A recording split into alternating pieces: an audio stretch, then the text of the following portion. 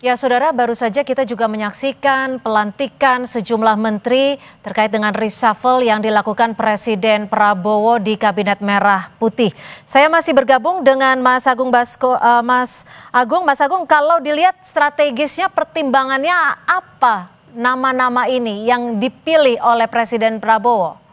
Iya, ada dimensi teknokratis, politis, dan dimensi yuridis, Mbak Cynthia, ketika Presiden ingin mereshuffle seorang menteri dari waktu ke waktu. Nah, kalau dilihat nama-nama ini sebenarnya nama-nama yang ada yang lama, tapi juga ada yang baru. Yang baru itu Hmm, tadi Pak Purbaya, misalkan ya, kepala LPS gitu. Jadi agak mengagetkan karena di bawah Menkyu Ibu Sri itu kan ada Wamenkyu banyak gitu. Ya, betul. kenapa yang dipilih Pak Purbaya yang LPS macam itu satu. Yang kedua, saya melihat juga ini ada perimbangan kutub-kutub politik, Mbak Cynthia.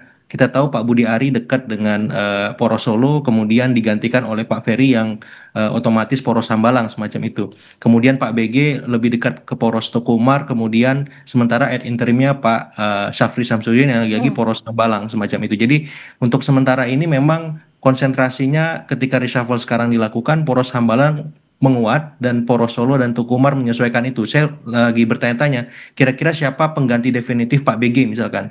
Hmm, Seperti itu karena kita tahu posisi Menko Polkam ini kan sangat strategis, Mbak. betul. Apalagi ketika kemarin ada kejadian yang cukup luar biasa, demonstrasi besar yang akhirnya berakhir ricuh dan menimbulkan korban jiwa. Otomatis saya lihat Presiden Prabowo tidak mau kecolongan lagi agar ya keamanan stabilitasnya itu bisa terjaga. Nah, yang Artinya berikutnya lagi. menurut Anda nama-nama Ya. ini berkaitan menjadi bagian dari dampak ataupun implikasi demo besar-besaran yang terjadi pekan lalu? Salah satunya Mbak Cynthia, tapi salah duanya ya soal kinerja ya teknokratik dan salah tiganya ya soal yuridis bisa juga. Hmm. Karena ada beberapa menteri yang juga kemarin ada problem etik karena dia nongkrong sama salah satu ex Ya, pembalap liar semacam itu. Kemudian ada juga menteri yang masih problematik dengan kasus hukum judi online katakan gitu. Kemudian ada juga satu menteri yang memang tersangkut kasus juga di masa lalu hmm. BTS misalkan semacam itu. Jadi saya lihat Pak Prabowo memitigasi dari awal agar menteri-menteri yang tersangkut kasus fokus menyelesaikan kasus itu sehingga kinerjanya tidak terganggu. Dan ini presiden baik belajar dari kasus Pak Noel sebelumnya yang kemudian ditangkap oleh KPK seperti itu. Jadi Ya. ini satu langkah lebih maju, lebih progresif agar kinerja Kabinet Merah Putih fokus, tidak tersangkut, tidak terbelah konsentrasinya dengan kasus-kasus di luar kinerjanya seperti itu, Mbak Mhm. Cynthia. Mas Har, kalau dilihat tadi kan Mensesnek juga menyebutkan bahwa ada sejumlah nama yang memang sedang keluar kota sehingga tidak bisa dilantik. Menpora namanya. Menurut Anda, ini terjadi begitu mendadak atau seperti apa? Ya, ini karena terbiasa main dadakan ya. Jadi presiden ini karena merasa berdasarkan instingnya saya perlu mengganti. Ya udah, saat itu dilakukan pergantian tanpa persiapan sehingga seseorang yang kebetulan ditunjuk tapi tidak berada di Jakarta ya konsekuensinya tidak hadir meskipun tadi disebutkan di dalam keterangan pers oleh Pak Menseknek. Kan ini menunjukkan disebut tidak sinkron banget gitu ya di antara pemerintah itu ya. Sudah jelas diumumkan tapi ternyata tidak jadi. Lalu diberi keterangan pers kembali bahwa kebetulan pejabatnya tengah berada di luar kota. Ya ini kan menunjukkan ya. Tapi menurut Anda jika memang ini mendadak tanpa persiapan, nama-nama ini cukup dipercaya untuk memimpin kementerian? Ya kalau ada 3 hal yang selama ini menjadi ganjalan di kabinet Merah Putih selain gemuk begitu ya. Jadi tidak ada boleh dibilang komunikasi di antara mereka. Lalu tata kelola. Bicara soal tata kelola kita masih akan lanjutkan usai jeda. Tetap bersama kami di Breaking News Kompas TV.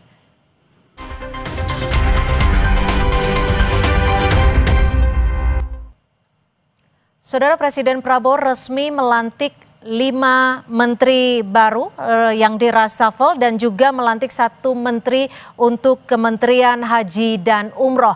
Kita masih membahasnya bersama Mas Agung Baskoro. Mas Agung, kalau Anda tadi menyebut bahwa ada kutub-kutub politik dalam pemilihan nama-nama di kementerian yang baru ini, apa yang bisa dibaca dalam hal ini?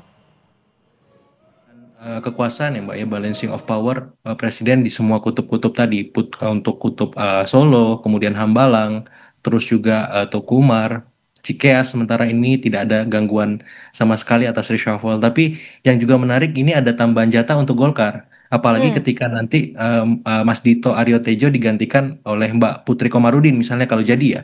Seperti itu artinya jatah Golkar bertambah lagi ketika Pak Abdul Qadir Karding digantikan oleh Pak Mukhtarudin semacam itu. Jadi saya melihat Gerindranya menguat, Golkarnya juga, tapi di saat yang sama ada perimbangan kutub-kutub politik antara Teguh Umar dengan Solo seperti itu. Dan ini akan kita lihat apakah nanti pengganti Pak BG secara definitif tetap Pak Syafri Samsudin merangkap semacam itu atau memang ada nama dari PDIP yang digantikan Pak BG seperti itu.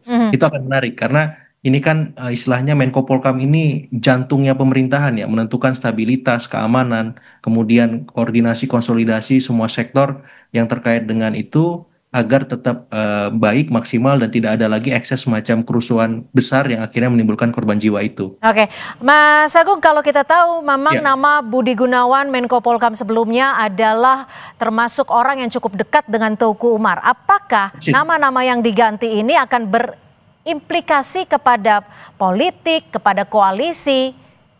Ya, pasti akan ada penyesuaian adaptasi baru karena memang Pak BG ini kan seringkali menjadi jembatan komunikasi antara Pak Prabowo dengan Ibu Mega. Nah, saya menunggu siapa nama yang kira-kira akan menggantikan Pak BG dari misalkan kalau memang arahannya dari terafiliasi dengan PDIP atau kalaupun memang tidak, itu kita akan tunggu apakah nama itu memang bisa menjadi jembatan komunikasi bukan hanya kepada Ibu Megawati tapi ke semua poros Mbak Cynthia, karena biar bagaimanapun ya Pak Prabowo butuh ya jembatan komunikasi itu agar komunikasi politik beliau lancar dengan semua poros yang ada seperti itu, sekaligus memastikan secara teknokratis kerja Menko Polkam ini memang cukup profesional, tidak ada ekses semacam sebelumnya ketika terjadi kerusuhan besar itu. Dalam artian misalkan kalau demo dibatasi jam 6, Menko Polkam harus memastikan bahwa ada legislatif atau eksekutif yang menemui pihak demonstran untuk merespon aspirasi itu. Jangan sampai jam 6 mau dibubarkan tapi demonstran nggak ditanggapi, nggak disambut. Nah, ini jadi masalah seperti itu. Jadi berkaitan juga dengan efektivitas dan evaluasi para menteri. Terima kasih Mas Agung Baskoro, Direktur Eksekutif Trias Politika Strategik sudah berbagi perspektif di Breaking News Kompas TV. Saudara, demikian Breaking News Kompas TV. Sesaat lagi informasi lainnya masih akan kami sajikan dalam program Kompas Petang. Tetap di Kompas TV.